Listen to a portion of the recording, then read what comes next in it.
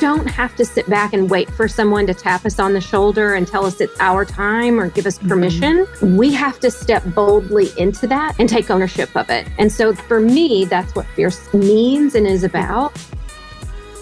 That's Tara Wilson, and this is the Powerful Ladies Podcast.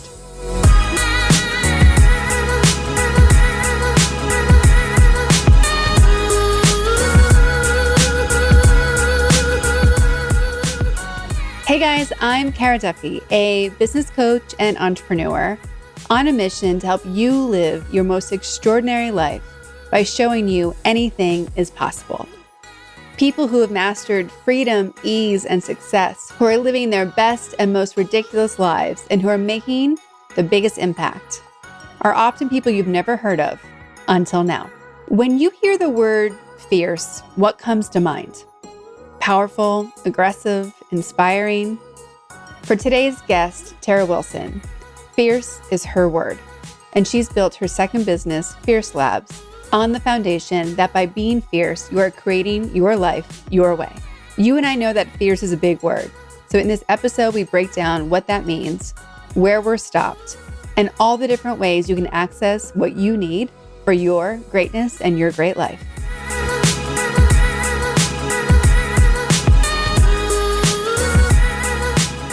Welcome to the Powerful Ladies Podcast. Hi, Kara. Thanks for having me. I'm very excited to talk to you today. Let's jump in and tell everyone your name, where you are in the world, and what you're up to. Yeah. Hi. So I'm Tara Wilson. I am the founder of Fierce Lab, as well as Tara Wilson Agency. And Fierce Lab is an empowerment platform for women. So like you, Kara, we have a podcast where we interview women about the amazing work that they're doing, as well as we have a live event series. And earlier this year, we launched our app, which is part of our membership. So we sit in Dallas, Fort Worth, and we serve women across the country here in the U.S. I love it. How did Find Your Fierce start? Yeah. I always tell people that I own the word fierce. It's been sort of a part of my vernacular for quite some time. But Fierce Lab evolved out of our agency's desire to serve women in our community. We were talking about how could we give back? What could we do that really gave us a sense of passion and purpose? And our team decided that we wanted to do something where we were speaking to women and meeting them where they were in their lives. My personal story really intersects with this. In my early 20s, when I moved to Texas, I didn't know a soul. And I felt very lost right out of college. I thought I should have all the answers. I thought my peers did have all the answers and that I was the only one that didn't know what I wanted to do. And it turns out we were all just winging it, but I didn't know that at the time. And now in my 40s, I'm much more confident and much more knowledgeable about that. We're all figuring it out as we go. And so when we started to explore what Fierce Lab could be, even before Fierce Lab had a name, it was really important to me that we focused on 4 key pillars, which were really pivotal in my 20s and 30s and even now. And we found that they were interwoven in a lot of women's lives. And so that is our thoughts around career development, our thoughts around financial intelligence, mental health, self-care, and finally, this concept of risk-taking. And so kind of weaving those 4 pillars together, we started to think about how we could grow a community, and therefore, ultimately, we built a platform that supports women. I love it. Thank you. Fierce is not a light word. It has a lot of action and power. What is it about the word fierce that really resonates with you personally and how you want women to show up? Yeah. Well, for me personally, it definitely has this sense of power to it. Like you said, it's really about ownership and action and just this knowledge that I can do anything I set my mind to. That, I often think about some of the great inventors of the world. they just crafted the world that they wanted to see. And for so long, we've been telling the stories of men that have done that, but women are just as powerful in that Yeah. regard. And so for me, Fierce is about building this world, creating this world that you want to see, and taking action on it, knowing that you can create that. And I think that's a big piece of what I want women to know, is that it's one thing to be inspired, but it's a completely thing to take action and move it forward. Yeah. And we don't have to sit back and wait for someone to tap us on the shoulder and tell us it's our time or give us permission. We have to step boldly into that and take ownership of it. And so for me, that's what Fierce means and is about. But I will say, you've hit the nail on the head from the start. Fierce is a very powerful word. And even in the beginning, we heard from some women like, I don't know, that's a lot for me. And so I often ask women to think about, well, what does that word mean to them? And how does that show up in their life? They don't have to fully embrace that powerful element of Fierce. It can be quiet confidence too. I think that's what surprised me the most with Powerful Ladies, because everyone, and I'll be asking you shortly, has a different opinion of what powerful and ladies means. And it's been really surprising to me to hear women respond when I invite them to the podcast or to host an event, that they will say, but I'm not powerful. And I'm like, it breaks my heart. And it's honestly a reason why I started it and am growing it and keep doing it. And to hear you experience the same thing where women are saying, I can't be that thing, or I'm not that thing. Like, how does that make you feel? And does that discourage you or encourage you? Does it turn your fierceness up a level? Because you're like, oh, I'm going to be fierce for you now too. Like, how do you react when women are thinking that they can't be whatever word we put in front of them? Yeah. So, how I react when a woman says, oh, I can't do that, is yes, you can. Yeah, absolutely. Everything we want to achieve is between our ears. We have that ability. It just takes time and effort and focus. And I'm not saying that it won't be hard, that we won't have trials and tribulations associated with achieving the things we want to achieve, but we can certainly create the life that we want. And so I know that because I've seen it time and time again. Now, that is not like, toxic, optimistic positivity. I don't mean to come across that way either. And so it does get back to say, I recognize that we will all face challenges. Some of us will face more challenges than others. But I do believe that the power to impact our lives and go in the direction that we want to go and build the things for ourselves that we want to build is within our control. Because if you don't believe it's within your control, I feel you're losing the battle from the very beginning. So you have to believe it's in your control, because otherwise you're saying it's in someone else's hands, and you will never have ownership over your life if that's a belief of yours.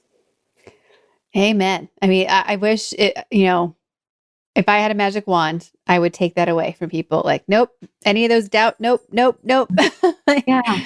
There's and I do so think much. it's important to that regard. You ask if, like, hearing a woman says that, does that turn my fierceness up, or how do I react, or what do I want her to know? I also want her to know she's not alone. And that's a big component of Fierce Lab, is to know that you have a community of like-minded women that are trying to do the same thing.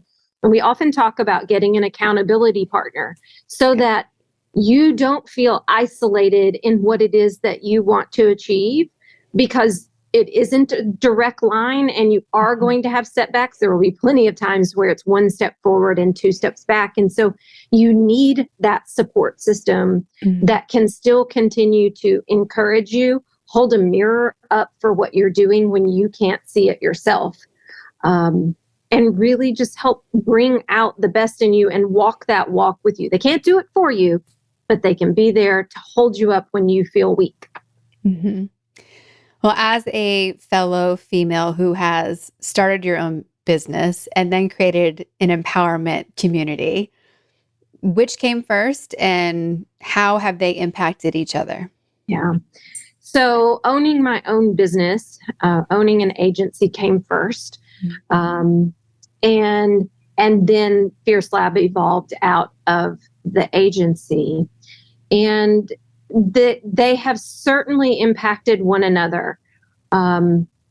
Certainly our agency contacts have allowed us to reach out and connect with women at a level that we might not normally have access to. I mean, you run a podcast, and so always having guests and always being able to tell other people's stories is really important. And so Tara Wilson Agency has given me that ability to tap into an echelon of women that we wouldn't normally, perhaps we wouldn't have normally been able to reach.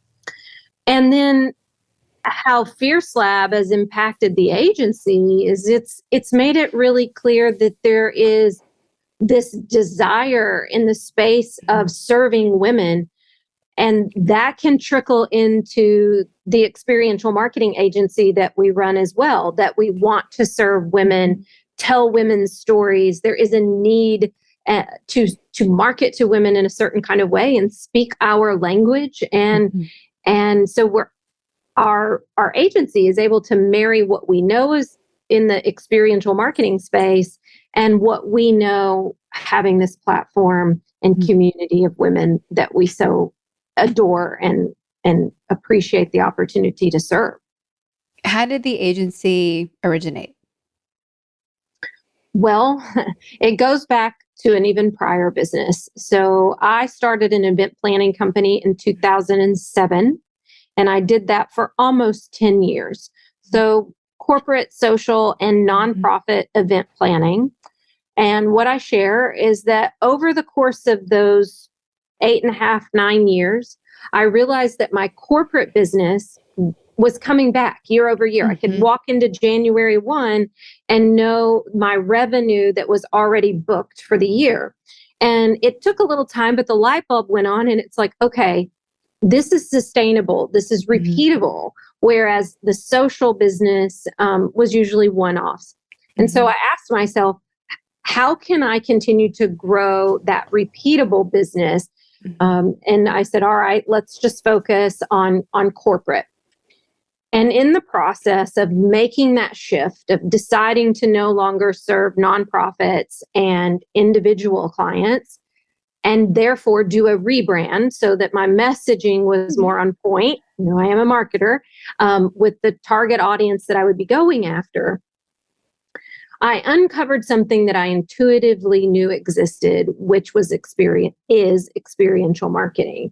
And it all clicked in. I knew it existed. I didn't know the name of it. I had experienced it. I had done some of that work on a smaller scale at the time for some of my corporate clients. And I was like, this is what we need to be doing. This is who we need to be serving. So that happened to be between the summer and late winter of 2014. So by 2015, the beginning of that year, I walked into the office. I called the team that's responsible for our graphics on our doors and our windows. And I said, come change the logo on the door. Started taking calls to say, I'm sorry, we no longer do social events. We're only focused on corporate, and really went headstrong into experiential marketing and have never looked back. What do you love about owning your own business? Well, I definitely love that I call the shots. At the end of the day, if it fails, it's on me. I will say if it succeeds, it's on our team. But I'm in control of that. There have been so many moments prior to owning a business where I didn't have that level of control. And good or bad, I have it now. And so I definitely enjoy that. I enjoy the creative process, and there's so much creativity that can go into owning a business. I've had to get better at knowing my numbers and becoming a person that can, manage the books and be able to recognize the numbers and create a profitable business. And I've enjoyed that challenge just as much as I have the creative piece that comes into a marketing agency. Yeah. I work with so many creative entrepreneurs, and I love the aha moment when they go from hating a spreadsheet to going, oh, it tells me so much powerful information. Right. Yeah, it totally is powerful. And, one thing I would say about that is recognizing that when you have a weakness, and I had a weakness in that area, and I brought in experts to help me shore up that weakness. Yeah. I wouldn't say I'm an expert in the numbers now, but I definitely know my numbers. Yeah. And I'm confident in my numbers. And to your point, I know that I can get the data I need from my balance sheet, from my P&L, from my cash flow worksheet that supports the decisions that I need to make to be a successful entrepreneur. Yeah. And to your point, I also see so many creative women who don't want to face that at times. They're scared to face it. And, I often talk about it's not as scary when you know what you're looking at. Once you see it, once you look at it and you know your starting point, then you know where you can go. I was listening to Matthew McConaughey's book, Green Lights. Great book. Yes, I read it in 2020, and now I'm listening to it out on walks in the evenings. And one of his bumper stickers, or prescribes, as he calls it, he said something to the effect of, you're scared of the dark until you know it's black. And then when you know, you see. Something to that effect. And it's so true. We're scared of what we don't understand. We're scared of what we don't know. And this can apply to the finances in your life. It can apply to where you're trying to take your career, any facet of your life. But if you don't know where you're trying to go, you can be scared of it. But once you face it and understand where you are in the moment and have a handle on where it is that you want to go, then you can build a roadmap to get there. Yes. It might not be easy, and it might not be quick, but it certainly should be less scary. 100%. I couldn't agree more. I think you hit on something that's really important, which is when you succeed, you acknowledge your team. And the fact that when you weren't an expert in an area, you brought on other members to be a team. And a theme that I see happening for many women I work with, many women in Powerful Ladies, I imagine it shows up in Fierce Lab too, is thinking that we have to do it all on our own. Otherwise, either it doesn't count, or it's not good enough, or it's just not possible to have a team because we can't afford one. What is your opinion about teams, creating teams, and their level of importance? Oh, they're very important. But I want to be clear that I get caught in that trap too. We are a small but mighty team. And so to speak to your point about I can't afford a team, you're right. It can be expensive to have team members. Something that works for me in this moment and has started to work since COVID is working with team members that are 1099 contractors. We have a stable of very talented people who are on our team, and we can count on them. But it is when we have the work that needs to be done. And there is no shame in that. I think sometimes you can get hung up on, not having a certain number of employees. I mean, that's one of the first questions I get asked as an entrepreneur is, how many employees do you have? Well, it's a measuring stick. And sometimes people don't know what measuring sticks to use for entrepreneurs. So they want to know how many employees you have. Well, does that matter? We know it doesn't. What matters is not even your top line revenue, right? What matters is the numbers that you're bringing to the bottom line. And to some people that possibly doesn't matter, although I would argue it definitely should. So I think it's easy to get caught in the trap of, I need a team. how can I afford them? I would encourage people to consider, building a stable of independent contractors that you trust, that are talented, and that are willing to work with your team on an ongoing basis. That has worked really well for me.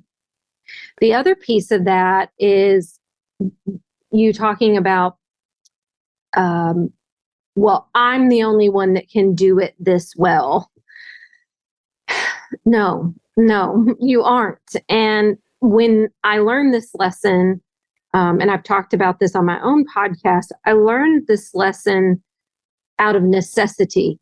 We were working on a very large, demanding project. Another project came in, and I literally didn't have time to put eyes on both of them at the level at which I normally would. So that second project that I came in, a team member took over and ran. And when I got out of her way, the things that she was able to accomplish and do, and really, she'd always been able to do it. I just wasn't allowing it. I was in the way. I was holding it back. It really opened us up for so many more opportunities, So getting over that you're the only one that can do the work or do it as well as it's done by you, that's not true. Well, and I love this stat that the average small business in America, the average annual revenue is $47,000, which is embarrassing for all of us as a community, because I don't know who survives on that. And hopefully that's a side hustle revenue, not a full-time. But the fascinating statistic that goes with that is the second you have 4 team members, including yourself, the average revenue goes to $400,000. Like you can 10x your business with 3 other people. And to your point, they don't have to be an official W-2 employee. They just need to be a team member. Yeah. Now, the caution that I would give to that is putting the cart before the horse, which is, okay, let me just go find 3 people to work on my team and hope that they bring in new business. So because I've done that where, I've gotten out over my skis from a staffing perspective and not able to sustain it. So, and you also have to make sure that those team members are on board for the work that needs to be done. But your statistic is right. Yes. That you can 10x your business when you have more people on your team and your efficiency grows, for sure. The other stat that I find staggering, but it makes so much sense, is of all the small businesses, only 5%, men and women owned small businesses, will scale to over $1 million in revenue. And then that chasm between 1 million and 5 million, it's even wider. And again, only 5% of those at the $1 million level will scale to 5 million in revenue. It's astounding. It really is. And I think people underestimate that when we talk about official small business stats in the US, it's anything under 40 million. That's right. What? Like 47,000 to 40 million? I think we need to change our definitions, because there are so many people who own businesses. And as you pointed out, most are not even making $1 million. And we saw some of that coming up with like what happened in COVID relief type of things. But, it's also amazing to me that of the businesses that generate over $1 million a year, only 4% are women owned. That's right. So trying to get as many people as possible into that 4% club so it keeps growing. Well, and that's why it's so important as women that we know our numbers and that we recognize that numbers don't lie. Yes. They are facts. They are what they are. You are either profitable or you're not. And hoping is not a strategy for building a successful long-term business. And it's not to say that I've done it right all the time. I haven't. These have been hard learned lessons that have helped me grow and scale my business and be successful. But knowing your numbers is so critical in order to be able to get to that point, if that's a goal. Well, and I think you hit on a little bit that grace that we need to give ourselves as entrepreneurs, because so often there's continued leaps of faith and testing and just doing it. And I have so many clients who will ask me like, okay, well, give me all the steps so I can make sure it happens. And I'm like, we can't see some of the options until you start. Mm-hmm. Like we can decide your target consumer right now, but I need you to work with different people so you can know, oh, actually, I thought I would want to work with women, but actually I prefer working with men or this age or different age or Yeah. whatever it is. Like the assumptions we start with, 90% of them go out the window. So we just have to start. Please start. Yeah. And it gets back to what we believe at Fierce Lab, which is taking action is so important. Mm-hmm. And you're right. And there isn't a one size fits all roadmap for every entrepreneur. There just isn't. You have to test, you have to fail, you have to be okay with testing, thinking about it, your journey as a hypothesis. I don't know if you're a Reid Hoffman fan, but I love his whole Masters of Scale community. And the book he just released last year by the same name is immensely valuable to entrepreneurs because it helps you think about building a business from the context of having a hypothesis, testing your hypothesis, recalibrating when it's not factual, and starting again. Yeah. I started my professional career in product creation, and it's so, the hypothesis and the product creation, like it's not a linear line. It really is this spiral. Right. And, the other thing I think that women get stuck on is this perfect element. Right. And as you mentioned, like we will never, if we're playing the perfect game, we're not playing the growth game. We're not playing the extraordinary game. Because if we don't try things, we won't know. And if we're going to try it, it's guaranteed to get messy. That's true. Mm-hmm. Absolutely. When you look back at 8-year-old you, would she expect you to have the life that you have today and to be running these businesses? Definitely running businesses. I tell people that as a kid, I didn't play dolls or teacher or house. I played business, like when I made make believe as a child, I had a make believe business with the 10 key calculator and the faux credit cards. I mean, my mother used to get so angry at me when I was a kid. Back in the early 80s, you would get a credit card offer in the mail, and that credit card would be a legitimate credit card with your name on it. Well, my mother would put them in the trash and I would pull them out of the trash. Well, she hated that because, this is like a legit credit card, but to me, that was just a marker of a business owner. I had carbon copy paper and the whole 9 yards. And so my imagination as a child was always centered around business. And even things that I did as a child, I was a Girl Scout. And I sold Girl Scout cookies every January. And it was my favorite time of year. And my mother actually taught me how to cold call. We would sit down at the dining room table. She'd hand me the receiver of the phone. And this is how old I am. The phones had cords, right? And they were big, giant, long cords that could stretch across rooms.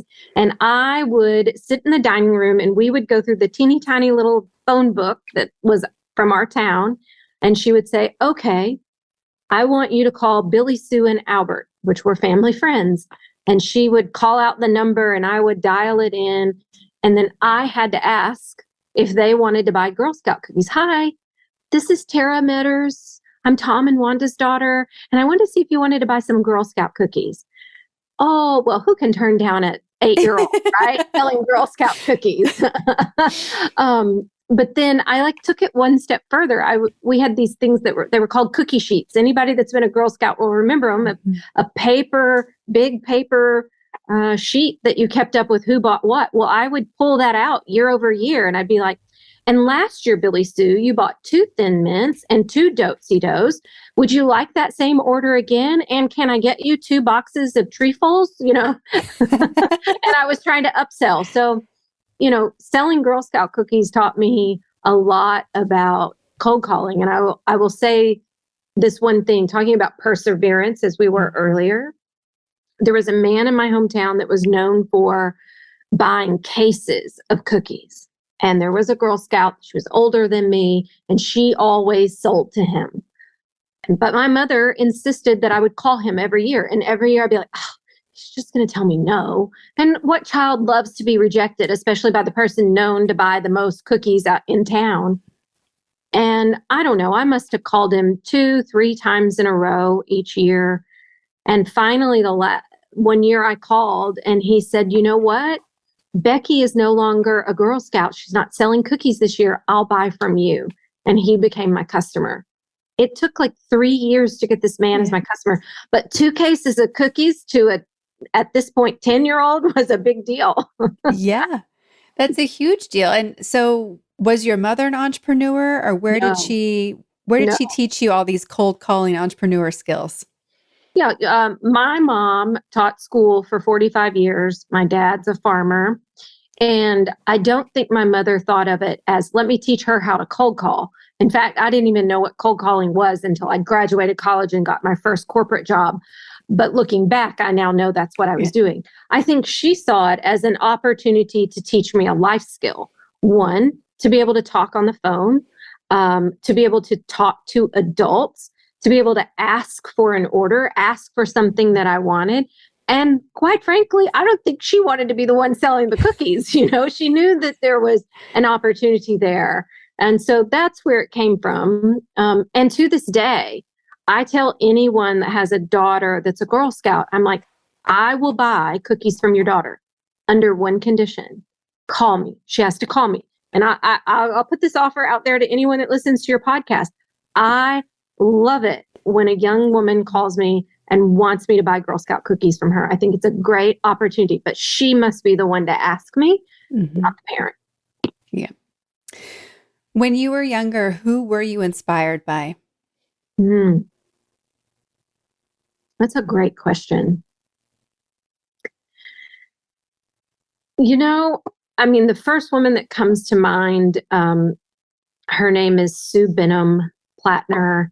She was from my hometown, so I should kind of paint the picture here. I grew up in a town of 1,400 people in Northwest Arkansas. So I grew up on a farm, kind of a rural community, no stoplight. And so this woman was much older than me, but younger than my mother.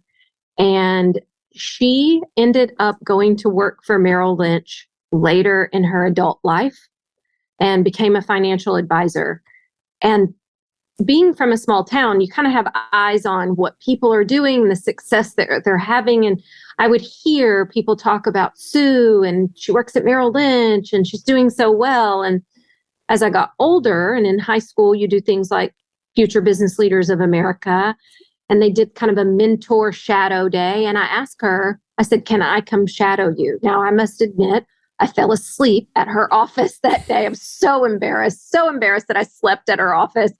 I mean, she understood. She had kids of her own, but I always really just admired who she was. And we stayed in touch. When I went off to college, I talked to her about my internships. I ended up going to work for Merrill Lynch, and I was there for 10 years. I stayed in touch with her, shared my successes with her.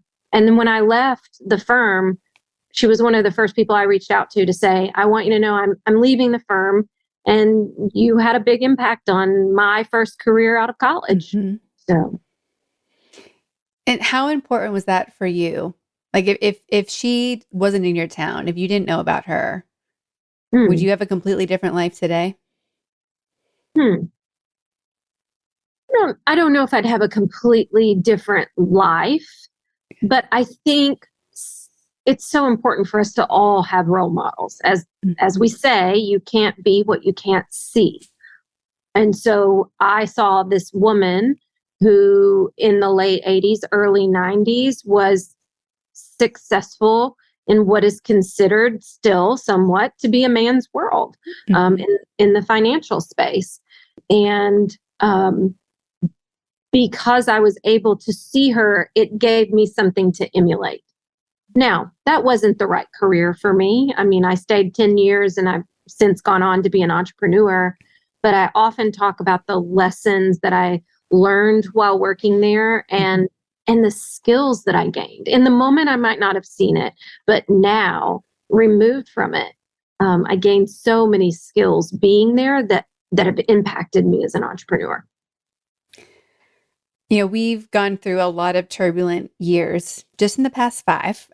All sorts of things keep popping up. And, not a lot of new entrepreneurs are thinking about SWOT analysis or the industry impact or political impact or just laws changing, how that impacts and changes businesses. What have you been doing to just stay equally focused on you and what you can control, and also being aware of what's happening so that you can best navigate outside forces? That's a great question. So I'm going to answer that based on from 2020 up until spring of this year, so spring of 22. I really started to incorporate reading the Wall Street Journal every morning. So starting in 2020 through this spring, I would sit down and I would read the newspaper, a tangible newspaper, so that I was aware of what was going on in the world. Selfishly, I was doing it because we were at the beginning of COVID. I didn't understand what was going on. I certainly didn't know how it was going to impact my business. And there was a lot of things that were happening for small business owners, like the PPP lending and the small business loans from the SBA that were just coming out. So that was my source of information. I would also say that I'm a big proponent of the work that Inc. magazine does for small business owners. They were a lifesaver during those first few months of COVID because they were constantly doing their weekly town halls and updating us about what was happening on Capitol Hill and what we could expect as business owners. As we all remember, such a tough time, and we were all so unsure of what was coming. So that was very valuable to me. I like to take news sources in. But I will also tell you that starting this spring, I have decided to not so much block it all out, but to limit the amount of news I'm taking in and instead go internal and focus on my mindset. And so every morning I get up at 5 a.m. and I sit down, and for the first hour and a half, I don't check email. I don't check social media. I don't read and or watch the news.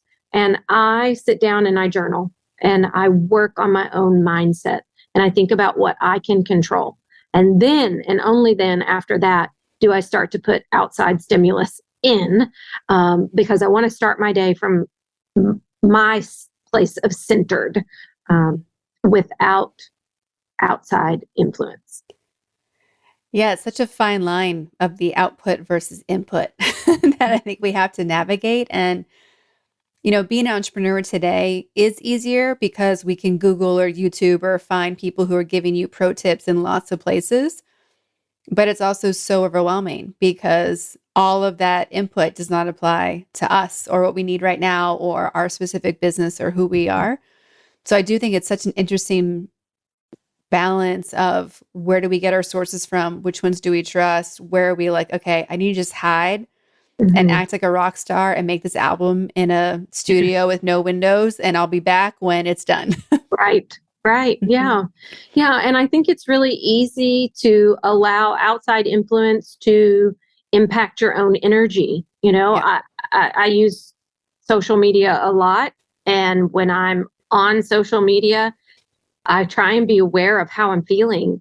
And if I start to feel anxious or less than, which happens frequently, like I'll see someone else's posts or things that other people are doing, and I'll start to think less of myself. I'm like, okay, it's time to just close this, and try and recenter.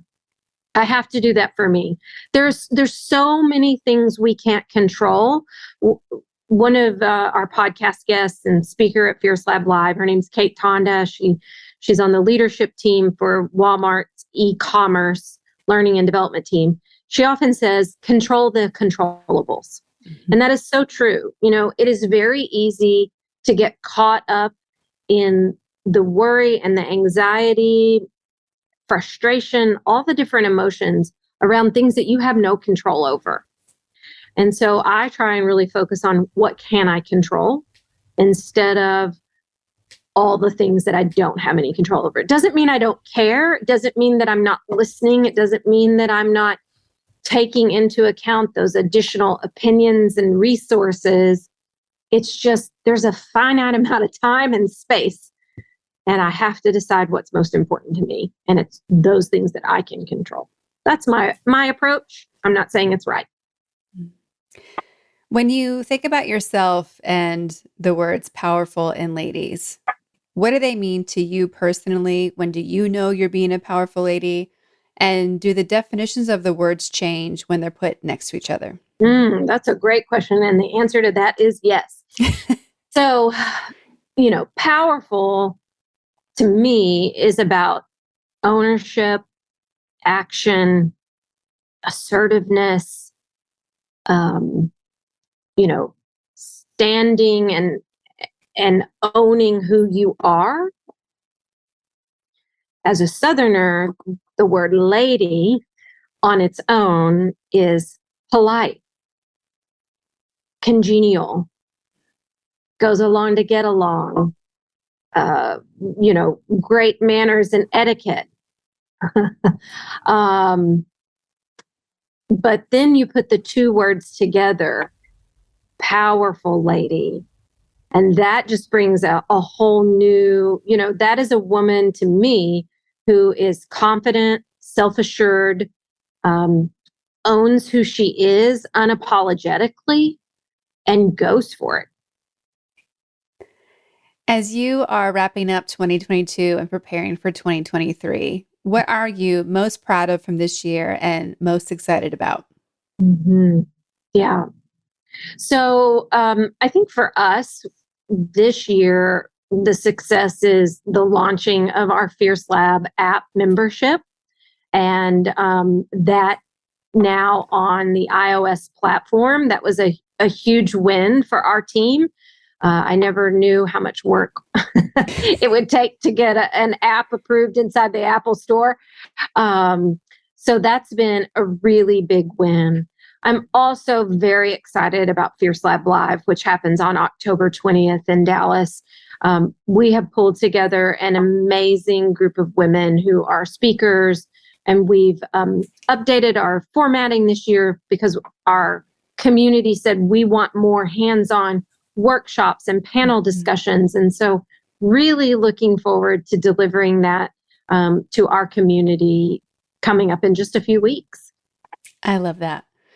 We ask everyone on the podcast where they put themselves in the powerful lady scale. If 0 is your average everyday human and 10 is the most powerful lady you can imagine, where would you put yourself today and on average? Well, I'd like to think that I'm sitting firmly at a 7. And I would like to think that I am on my way to a 10. Some days I'm barely a 3, but I'd like to think that on average, I'm sitting firmly at a 7. There's so much advice that we get that is passed on or we stumble upon. What is a piece of advice that has changed your outlook or your life trajectory? So many pieces.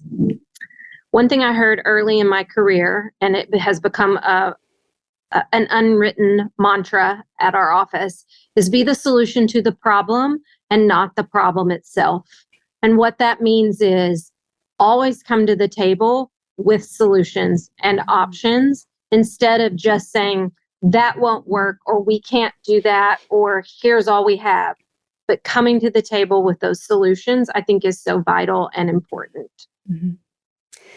We know that the audience listening and all of the powerful ladies who've been here are a powerful and resourceful group. And I'm such a proponent of making sure that we are asking for what we need, are looking for, because we never know who has that next key. What is something that you need or you're looking for, you or your businesses? Yeah. Definitely exposure for Fierce Lab. I think that's really important because the more women that we can impact, the greater good we can do in the world. We believe so strongly in our platform and the women that we're serving and the stories that we're telling. And so we always want more women to be impacted by that. We would love to have them join us, whether it be joining us on LinkedIn or Instagram, which are both Fierce Lab, joining us in person for a live event. If there's an expert in your audience that has something impactful to share around one of our 4 pillars, I invite her to fill out our experts form on our website. We want to know about you, and we want to know if Fierce Lab has benefited you in some way, or if there's something we can do to support you. Mm-hmm. When you are having those days where you feel like you're barely a 3, what do you do? That's a great question. I have a really wonderful support group. I have a group of 9 women that I run with. Sometimes we run more often together than not. We're kind of in a season where we're all going in different directions, but they are an incredible support to me. And if I'm really having a down day, I know that I can count on them collectively as a group, as well as pull out individuals within that group to provide support. I also have another dear friend. She's a Capricorn just like me. And she is that friend that's like the inner circle. She knows all things, and she's also a neighbor, which is great. So I'll find that some evenings I'll just walk over to her house and we'll sit on the curb and connect. And so I think for me, it's about connection. When I do feel down or alone or like I'm just not getting there, it's reaching out and making sure that I'm tapping into my support system. And so hopefully I can be that for them as well. I love that. Thank you.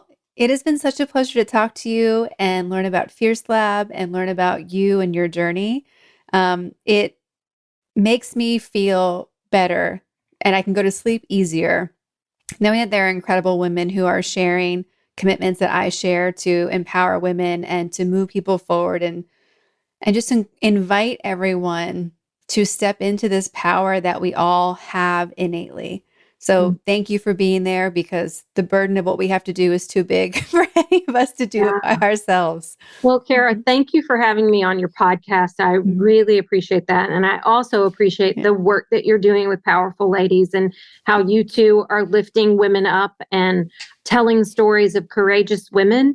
It's so meaningful and welcomed. And I appreciate the opportunity to share the space that you and your community occupy. Thank you. And so for everyone who is now on your team and on Fierce Lab's team, where can they find you to support you, hire you, work with you, all the things? Absolutely. So as I mentioned a bit earlier, you can find us on LinkedIn at Fierce Lab. You can also find us on Instagram at Fierce Lab. If you'd like to connect with me personally, I'm Tara Wilson on LinkedIn. And those are the best ways to reach out to us. Our website is fierce-lab.com. Amazing. Well, thank you so much for taking time to talk with us today. And I can't wait to stay in contact with you and see the amazing success of Fierce Lab. Thank you. Thank you.